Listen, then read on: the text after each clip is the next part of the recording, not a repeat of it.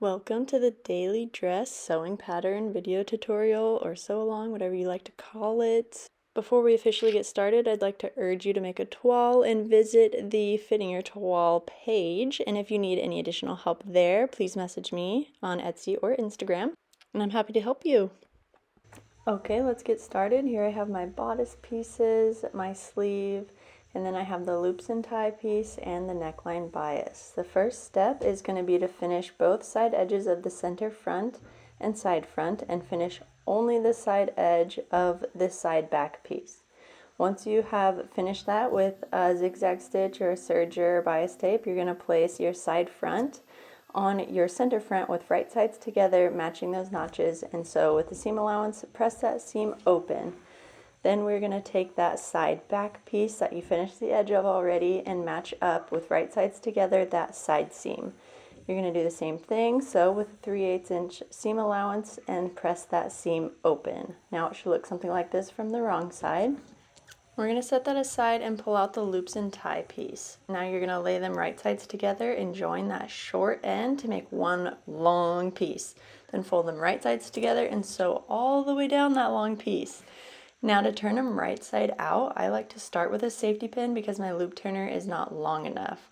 So I get going on that safety pin to turn it right side out, and then once I get that safety pin loop turned far enough to where my loop turner will reach, I'll slide my loop turner in and try and hook it on to that safety pin or the fabric and then slide it through. I just do that because, like I said, my loop turner is not long enough to do this whole thing right side out, but I do think it's much faster to use the loop turner, so once I get the safety pin far enough, I certainly use my loop turner. If you already know that you hate turning these types of things, you can just simply fold those edges in and then fold them once more to enclose the edges, kind of like you would do on bias tape, and then just top stitch. That way you don't have any loop turning to do.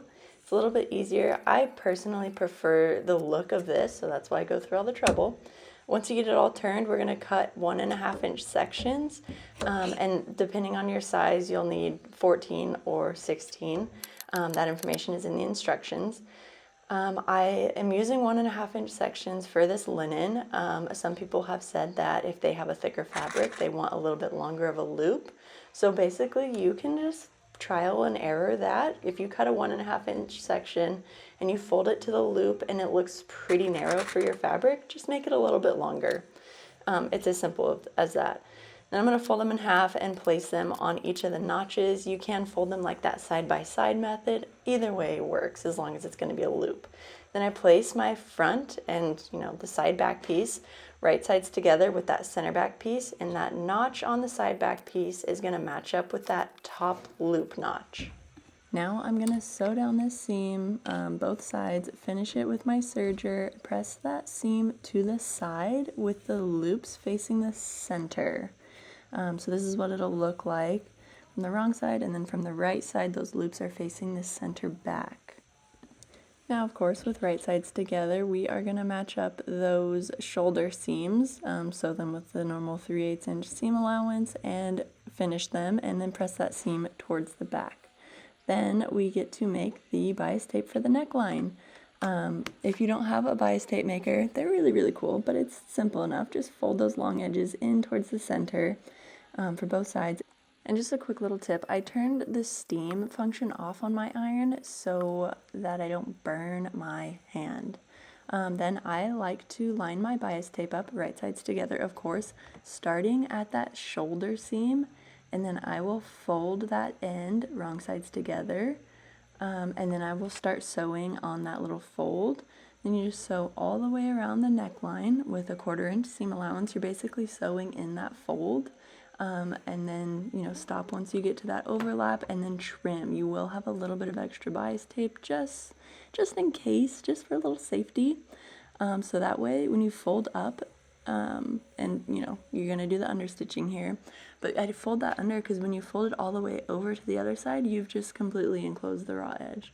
But anyway, press that seam allowance up and then stitch right next to that first stitching line, and that's called understitching. It's going to help keep everything in place.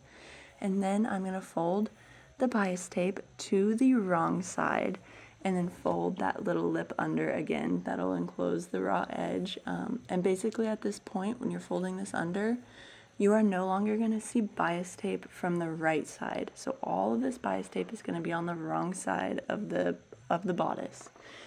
Stitch that down and it's going to look like this. You just sew close to that folded edge, and it's a super clean finish. This is one of my favorite neckline finishes. And from the right side, it's going to look like this. You will only see that stitching line, and the other side, like I said, has the bias tape, and that's that. And yes, I did add a cute little tag. One thing here with that neckline, after sewing it like this, it is very common for it to stretch out. So give it some steam and give it a good press, and it'll snap back into place. Now we're going to work on the sleeves. Fold them right sides together and sew that underarm seam. Finish it and press that towards the back. You can tell which way is the back because it is the side with 2 notches instead of just 1. Now in between those notches that are really hard to see on my fabric, you're going to sew a basting stitch. Pull that bobbin thread to gather it, and just gather it until it fits in the arm side. Once you've gathered enough for your sleeve to fit in the arm side, tie a knot in those threads and then distribute the gathers evenly. That is my favorite way to gather and evenly distribute and fit the sleeve in. So then with my bodice wrong side out and my sleeve right side out, I'm going to slide that sleeve into my bodice, match up that side seam with the underarm seam, match up the single notch for the front of the sleeve and the front of the bodice, and match up the double notch for the back of the sleeve and the back of the bodice. And I'm just going to clip those in place, and then I like to work my way up to that gathering stitch notch, and then I will like sort of redistribute those gathers just once more to make sure they're nice and neat and fitting in between the gathers well. And I do want to mention these gathering notches are just my preference. It places the gathers at the top of the sleeve. You could honestly gather further down if you like that better. It's completely up to you. This is just how I get those gathers at the top of the sleeve, how I like them. And then sew those sleeves in place, finish the seam, and press towards the bodice. Now look at those cute gathers on top of the sleeve. That's just my finished seam with the seam pressed towards the bodice. Now the fun part, pleats. I'm going to start with my center front, or my front skirt piece, and it's going to be right sides facing up, and I'm going to pinch from just left of that center front. So that first pleat to the left, pinching that line and picking it up and dropping it on top of that line right next to it. So if 2 lines have a V in the middle, that V is going to be that fold. So I know this is like wordy and maybe a tricky part, but it's more simple than it sounds. So moving to the next pleat to the left, I'm going to pinch that line, folding it, and then place it on top of the line next to it.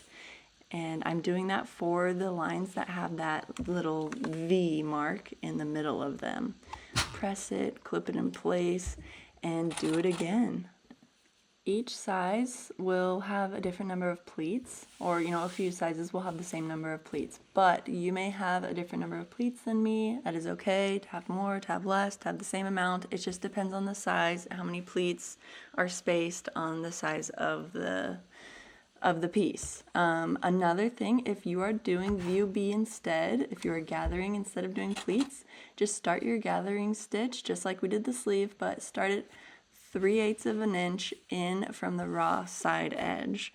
That way you still have that seam allowance to sew your pieces together, and you don't waste any gathers in the seam allowance. You get all the gathers full on your skirt pieces.